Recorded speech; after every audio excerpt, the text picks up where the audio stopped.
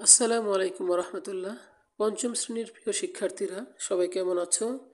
আশা করি আল্লাহ তাআলার অশেষ রহমতে সবাই খুব ভালো আছো। আজকের এই ভিডিও ক্লাস লেসন প্ল্যান 4-এর উপরে খুবই সংক্ষিপ্ত আকারে নেওয়া হচ্ছে। মূলত প্রশ্নমালা 6-এর একই নিয়মে প্রচুর প্র্যাকটিস রয়েছে, যেগুলো আমরা আমাদের স্কুলের ক্লাসগুলো এবং বিগত ভিডিও ক্লাসে আলোচনা করেছি। তো শুরুতেই আমি প্রশ্নমালা 6-এর খতে চলে যাই। 2 নাম্বার যে কথার অঙ্ক রয়েছে সেটা দিয়ে শুরু করি। একটি হোস্টেলে প্রতিদিন 2/7 কুইন্টাল চাল লাগে। হোস্টেলটিতে এক সপ্তাহে কত কুইন্টাল চাল লাগবে? আমরা জানি এক সপ্তাহ হলো 7 দিন, তাহলে একদিনে যে চাল লাগবে 7 দিনে অবশ্যই তার 7 গুণ চাল লাগবে। তাহলে এখানে দিয়ে দেওয়া হয়েছে একদিনে চাল লাগে 2/7 কুইন্টাল, সুতরাং 7 দিনে চাল লাগবে 2/7 গুণন 7 কুইন্টাল। আমরা মিশ্র ভগ্নাংশটিকে ভাঙলে মানে অপ্রকৃত করলে পাই 7 দুগুণে 14, একে 15/7, এর সাথে গুণ থাকবে 7।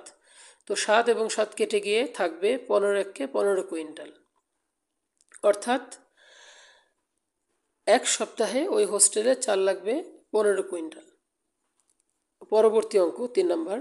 একটি ধাতব নলের 1 মিটারের ওজন 3/1/4 কেজি। নলটির 3/5 মিটারের ওজন কত হবে?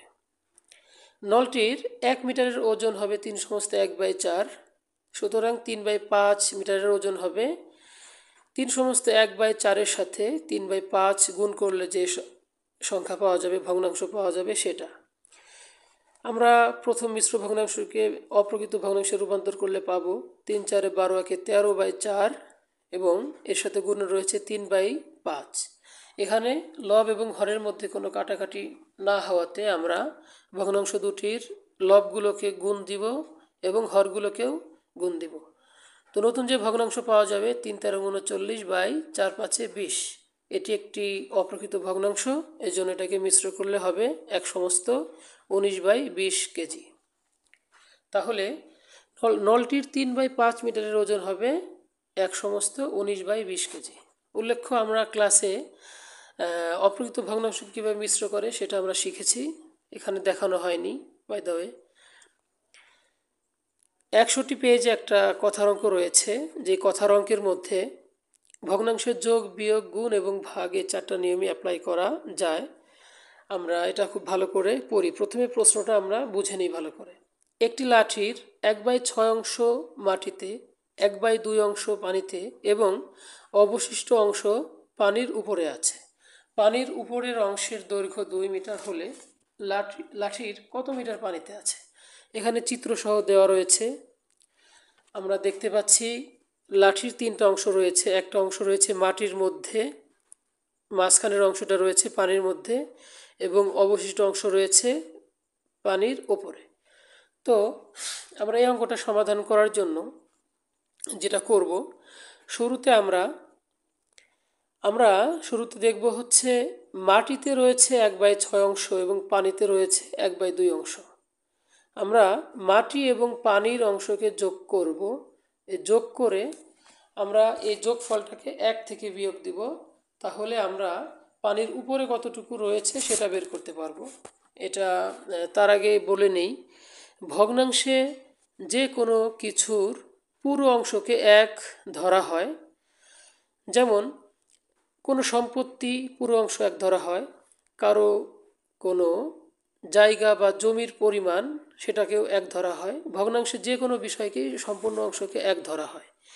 এখন কেন 1 অংশ ধরা হয় এটা যদি বুঝে না আসে, আমি একটা সহজে উদাহরণ দিয়ে বোঝানোর চেষ্টা করছি। ধরো তুমি সিটি পরীক্ষায় গণিতে 10-এ 10 পেয়েছো, তাহলে তোমার মার্ককে যদি ভগ্নাংশে প্রকাশ করতে বলি, এটা হবে কত? 10/10। আমরা 10/10কে যখন কাটাকাটি করব, তাহলে এটা কাটাকাটি করলে কিন্তু হবে 1। অর্থাৎ তুমি ফুল মার্ক পেলে এটার মান হয় কিন্তু 1 অংশ। এটা মানের দিক দিয়ে হবে 1 অংশ, আর ভগ্নাংশ আকারে প্রকাশ করলে এটা হবে 10/10। এভাবে যে কোনো কিছুই সম্পূর্ণ অংশ বলতে 1 অংশ ধরা হয়। তাহলে দেখো আমরা সমাধানে চলে যাই। মাটিতে রয়েছে 1/6 অংশ, এবং পানিতে রয়েছে 1/6 অংশ। তাহলে আমি যদি পুরো লাঠির অর্থাৎ সম্পূর্ণ অংশ অর্থাৎ 1 থেকে মাটি এবং পানির অংশটা বিয়োগ করি, তাহলে যে অংশটা পাবো সেটা হচ্ছে পানির উপরে থাকা অংশ। এখানে সুন্দর করে দিয়ে দেওয়া হয়েছে, একবারে করে দিয়েছি। তাহলে 1 অংশ থেকে বিয়োগ হবে মাটির অংশ এবং পানির অংশ। তাহলে দেখো এখানে দিয়ে দেওয়া হয়েছে 1 বিয়োগ 1/6 যোগ 1/2। আমরা প্রথমে ফার্স্ট ব্র্যাকেট দিয়ে দিয়েছি মাটি এবং পানির অংশটা। এটা যোগ করলে 6 এবং 2 এর লসাগু হচ্ছে 6। তো আমরা খুবই কমন একটা যোগের নিয়ম যেটা আমরা আগে শিখেছি সেইভাবে করে করে এখানে আমরা পেয়েছি কত? আমরা পেয়েছি 2/6 অংশ, যেটা কাটাকাটি করলে হয় 1/3। তাহলে আমরা বুঝতে পারলাম পানির উপরে রয়েছে এই পুরো লাঠির 1/3 অংশ। এটা অংশের দিক দিয়ে হচ্ছে 1/3 অংশ, কিন্তু প্রশ্নে উল্লেখ করা রয়েছে যে পানির উপরে রয়েছে 2 মিটার। তাহলে এর মানে হচ্ছে 1/3 অংশের মানে হচ্ছে 2 মিটার। সুতরাং 1 অংশ বা সম্পূর্ণ অংশের মান কত হবে? 2/1/3, যেটা আমরা ভাগকে গুণ দিয়ে এই ভগ্নাংশটাকে উল্টিয়ে দিলে পাবো 2 গুণন 3/1 বা 3 দুগুণে 6 মিটার। অর্থাৎ আমরা বুঝতে পারলাম পুরো লাঠিটা হচ্ছে 6 মিটার। এখন পুরো লাঠি যদি 6 মিটার হয়, তাহলে হাফ অংশ যেটা হলো রয়েছে পানির মধ্যে, যেটা আমাদেরকে এই প্রশ্নে বের করতে বলেছে বা চেয়েছে। এখন তুমি নিজে এটা অনুমান করতে পারবে যে একটা লাঠির পুরো অংশ যদি 6 মিটার হয়, তাহলে তার হাফ অংশ মানে অর্ধেক অংশ কত হবে? অবশ্যই 3 মিটার হবে। তারপরও এখানে সুন্দর করে নিয়ম অনুযায়ী দেখিয়ে দেওয়া হয়েছে। তাহলে প্রিয় শিক্ষার্থীরা, আমরা বুঝতে পারলাম পানির মধ্যে রয়েছে 3 মিটার। আজকের ভিডিও এ পর্যন্তই। সবার সুস্থতা কামনা করে এবং পরবর্তী ভিডিও দেখার আমন্ত্রণ জানিয়ে আজকের ভিডিও এখানেই শেষ করছি। আসসালামু আলাইকুম ওয়া রাহমাতুল্লাহ।